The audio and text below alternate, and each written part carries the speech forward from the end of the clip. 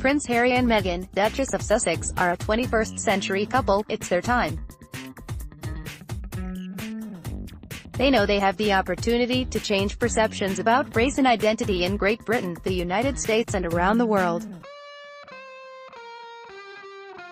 Michelle Miller shows how this couple breaks the barrier of who can be a royal. Ladies, may we lift up our sparkling cider to the happy couple. It's a British high tea in South Orange, New Jersey, where Carolyn, Cookie Mason is hosting daughter Chloe and her friends. There is no better way to celebrate a wedding than to have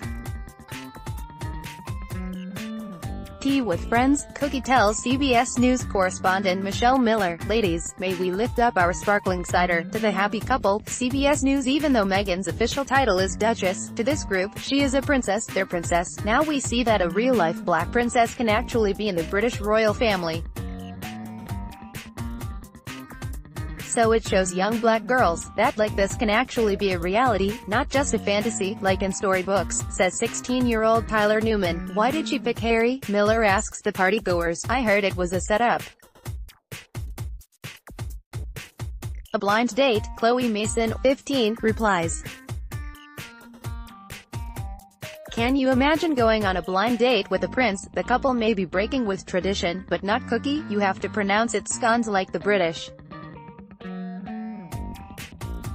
Not scones like the Americans do. She instructs the young lady seated at the table, and the dessert is a cake congratulating Meghan. I noticed Meghan got all the congratulations. Miller notes, you know, we debated that.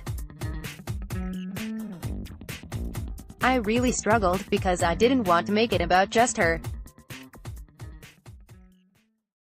But from our perspective, right, as young women, it really is about her. Cookie replies, I think for me, because I actually grew up in London, says Natalie Pemberton, 16.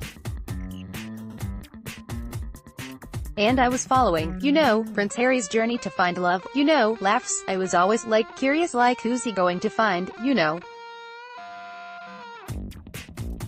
And when I saw it was her, I was like, whoa, okay, girls. Who is your favorite princess coming up? And why? Miller asks, well, I think I like Mulan because she wasn't just like one of those girls that sat down and wore, like, prissy, pink dresses. 11-year-old Jada Watson says as she shrugs her shoulders, rolls her eyes and points to herself. The group howls with laughter. Even though you're wearing a pretty, prissy, pink dress, Miller points out. Yeah, says Jada. While Mulan may be Jada's favorite fictional princess, the most relatable was Tiana, Disney's first African-American princess from the 2009 movie, The Princess and the Frog, and I remember feeling, like a bit proud to be who I was then, Jada says. I looked like her and I dressed like her for Halloween. And I felt so good. I was just like, yeah, I look exactly like her so I'm so cool, laughs. So Meghan Markle is a princess of color, notes Miller.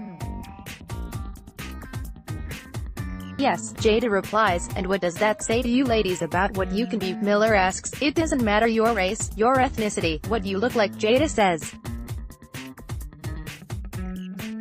You can do whatever you want, she doesn't look like many of you. Does that matter? The girls all shake their heads. No, I feel like it doesn't matter because it's her identity. And the fact that she does identify as biracial and she doesn't try and hide it or anything, she's very proud of it, says Natalie. What matters to you about who she is? Miller asks the younger attendees. That she's honest, says Priya Watson, 6. How about you, Sophia? Miller asks Sophia Watson. That she seems really nice, the 6-year-old says. I think that Meghan Markle says to young women in this country that you are unprecedented, that you must be your authentic self and thrive in that, says Mickey Taylor, editor-at-large of Essence magazine. Taylor enjoys watching Meghan embrace her African-American lineage. She's very clear about the magnificent truth of who she is, she says. Meghan has written about her pride in her family, from her mother all the way back to her great-great-great-grandfather, a freed slave. She's proud to have her mother standing by her side with her locks in her hair, right? Similarly, Harry doting after his wife, bringing her mom and her family along.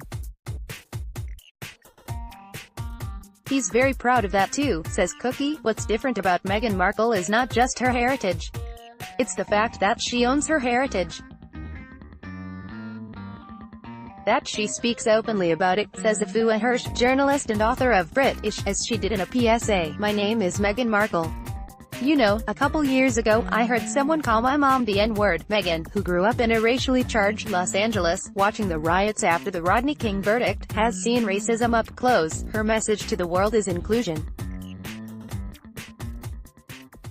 Meghan Markle PSA, having a mixed world is what it's all about. Certainly, it makes it more beautiful and a lot more interesting. It's a message Hirsch says is particularly important in Britain, a country that, according to its most recent census, is 87% white. It sends a message that if you do have heritage that is not white, it's not something you have to ignore or pretend not to notice. And pretend it's not important. You can talk about it. You can be vocal about your experiences, she says. What do you see her doing for women of color? Miller asks. Just being like a face for women of color, says Tyler. Just seeing how she dresses herself, how she conducts herself and puts herself out in the world. She's not just representing herself, but she's representing all of black women and what we have to bring. Do you think that it's a big responsibility that she has to bear as a woman of color? Miller asks. I think it is. But I feel like that's something that all of us have to bear every day. Being women of color. And it's not just her. It's something that is universally felt throughout the black community, Tyler explains. Will Meghan Markle change the monarchy? Miller asks Mickey Taylor. I think Meghan Markle has already changed the monarchy, she replies. I think they're creating a new script. Not only for the monarchy, but for the world to see. And it's time. I do see myself in her. And I look up to her, says Chloe. I do see hope for the future. And so I hope that one day I can do something that will allow people to have hope in me and to believe in what I can do. Quote.